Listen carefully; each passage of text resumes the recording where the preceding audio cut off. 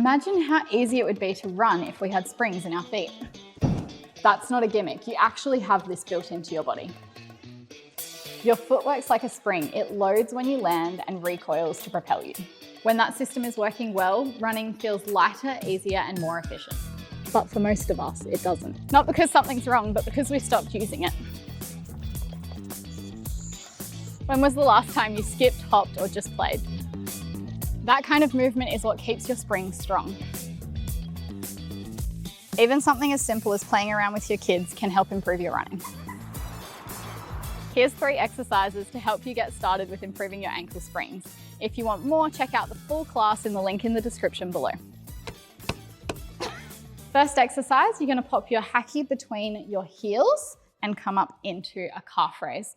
So you want your toes to be nice and splayed to give you a good base for your foundation, and then just lifting those heels up as high as you can, keeping the hacky squeezed between your ankles. Then we're going to move on to some skipping.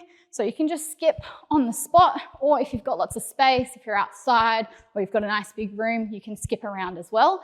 Even if you do have a small space, just try and skip around a little bit on the spot, just so that we're getting a little bit of ankle variability.